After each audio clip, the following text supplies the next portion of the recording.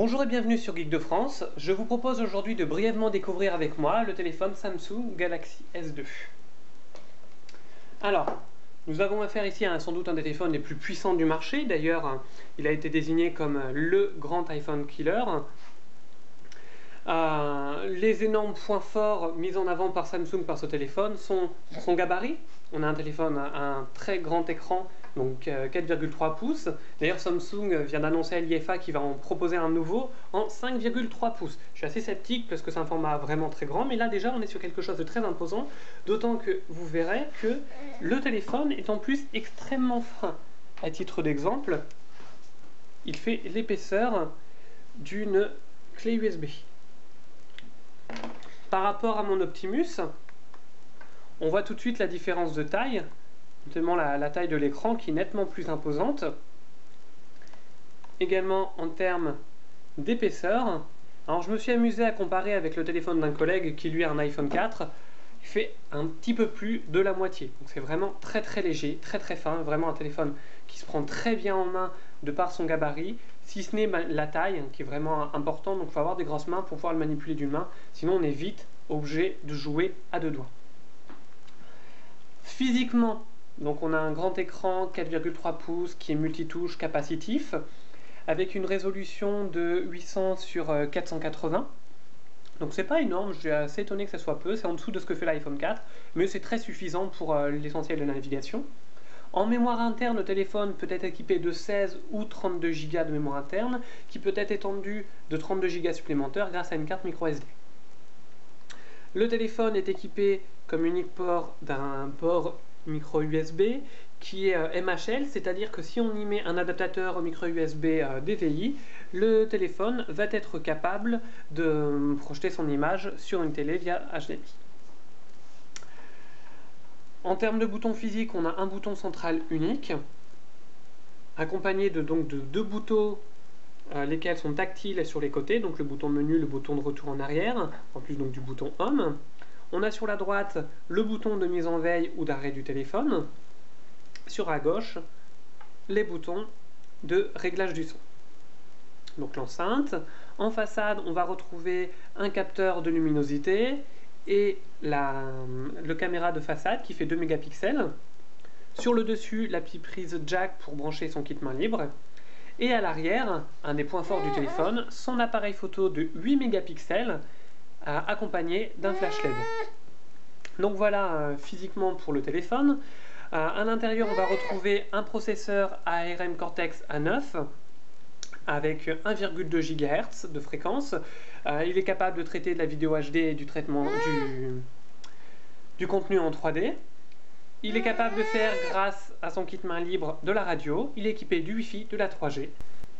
Le Samsung Galaxy S2 est équipé par défaut d'un Android 2.3.3, donc l'avant-dernière version en date, sur lequel Samsung a adjoint une légère surcouche, qui est franchement assez minime, mais qui va permettre de un petit peu améliorer le fonctionnement d'Android, qui est parfois un peu limite, notamment en termes de téléphonie.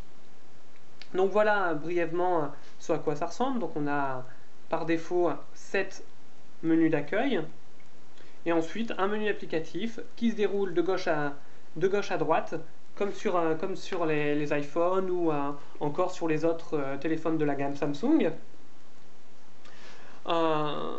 Grâce à la puissance matérielle équipée dans ce téléphone, on a un fonctionnement qui est vraiment très très agréable. Donc le grand écran devient un atout pour tout ce qui est multimédia, puisqu'on va pouvoir regarder avec plaisir ces photos et naviguer en toute fluidité, ce qui va permettre de partager son contenu multimédia avec sa famille sans problème. Mais on a aussi une puce tout à fait capable de lire des vidéos en HD. Par exemple, je vais lui faire visionner Sintel en 1080. La vidéo passe en toute fluidité, sans aucun problème. C'est franchement génial. Là, l'immense qualité de l'écran Super AMOLED de Samsung devient un super atout, puisque la qualité des couleurs est irréprochable, la brillance de l'écran est vraiment très très bonne. Du fait, on peut utiliser son téléphone comme lecteur de contenu multimédia d'appoint dans le métro ou je ne sais quoi, sans aucun problème. Vraiment très très appréciable. En termes d'appareil photo, le Galaxy est équipé d'un appareil photo 8 mégapixels, lui aussi d'une très bonne qualité, prend de très bonnes photos rapidement, le tout appuyé par un flash, un gros flash LED assez puissant. On va falloir jongler par contre pour réussir à bien utiliser le flash, faire les mises en point, etc. Les photos de nuit, c'est franchement pas le terrain sur lequel s'aventure le mieux le Galaxy. Par contre, il fait des photos de jour de très très bonne qualité, je dirais même de qualité équivalente à un appareil photo, et des vidéos de jour également de très bonne qualité. Celle-ci étant en plus, donc photo à 8 mégapixels et vidéo en 1080. Donc c'est franchement très appréciable. Voilà, j'étais à la mer, j'ai filmé en 1080, les petites vaguelettes, bon ça ne rendra pas sur la vidéo, mais c'est franchement une qualité irréprochable, digne d'un caméscope. Donc là-dessus, Samsung a franchement frappé très fort. Ensuite, en termes de contenu multimédia, on va se retrouver avec la possibilité de lire ses MP3. Donc, par exemple, j'ai l'album de Leslie Hunt. Donc, il va récupérer la jaquette, on a quelques informations sur la piste. Le son d'assez bonne qualité pour une petite enceinte intégrée. Et si pas, mais après, avec son kit main libre, on peut en profiter. Une fois le téléphone en veille, d'ailleurs, les pistes continuent à défiler. On a un petit plugin en haut qui nous l'affiche sur l'écran de veille. Mais on ne peut pas passer les pistes, il faut vraiment le faire volontairement, ce qui va éviter de mettre le téléphone dans la poche et se retrouver avec ses pistes coupées, ce qui est assez pénible. Donc franchement, en termes de player multimédia, le Galaxy s'en sort vraiment très très bien. Alors moi j'ai trouvé un défaut toutefois à cet égard, c'est que lors d'un visionnage un peu plus long de vidéo qui se met à chauffer vraiment très fort, c'est très désagréable. On est obligé de le prendre vraiment bien sur les côtés, sinon en dessous il chauffe et c'est désagréable. Moi je trouve ça désagréable. Il est équipé des classiques, le Wi-Fi, GPS, etc. Donc là, à cet égard, il fonctionne comme n'importe quel mobile équipé de Android. Par contre, Samsung, donc je vous avais dit, a fait quelques petits aménagements de son téléphone. Deux, je trouve très très bon. C'est AllShare, qui est une application qui va gérer le DLNA et permettre le partage de son contenu multimédia en DLNA. À titre d'exemple, voilà, j'ai paramétré mon PC pour qu'il puisse recevoir du contenu en DLNA. Je suis connecté sur le même réseau Wi-Fi. J'essaie de partager donc avec mon PC mes photos, mon contenu, et ça va directement sur le PC. Alors là c'est un PC, mais ça peut être une télé, et on s'imagine bien dans sa famille. Oh, regardez les dernières photos que j'ai prises du petit dernier, tac tac tac, on le partage en DLNA, c'est juste génial. Voilà, on peut aussi partager ses vidéos, toujours en DLNA. Alors par contre, il y a un préchargement qui là est nettement plus lent. Voilà, mais c'est tout à fait possible. Donc ça va charger un petit peu. La vidéo prise en plus ou moins grosse résolution sur mon téléphone va être projetée directement sur mon PC. C'est génial, c'est génial. Voilà.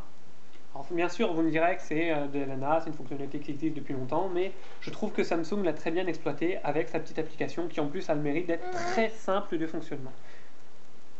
Là encore, je trouve que Samsung chasse sur les terres d'Apple, surtout qu'on voit son dernier trailer, les dernières pubs faites par Apple qui mettent directement l'accent sur le partage des photos, etc. sur un téléviseur.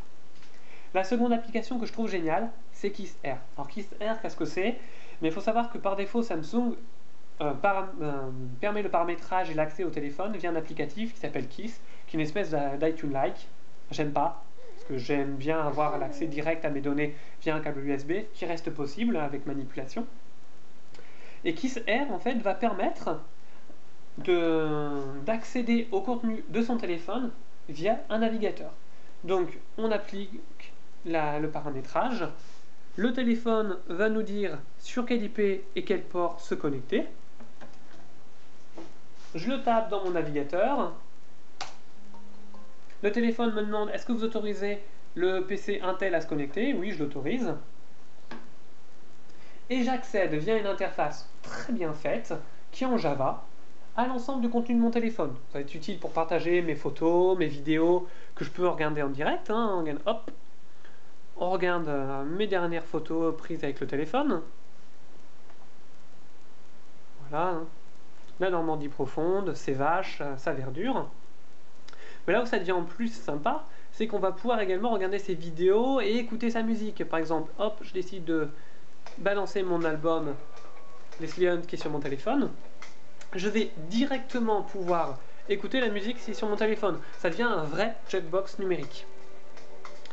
En plus de ça, on en retrouve les fonctionnalités de téléchargement, d'upload, etc. pour gérer ces son différents contenus.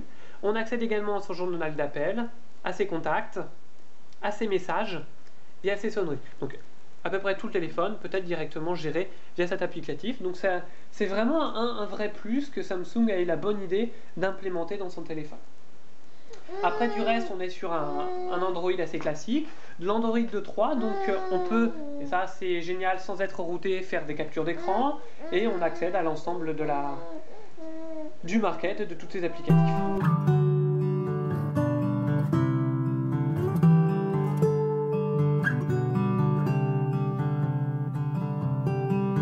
Spaghetti stains and flat champagne.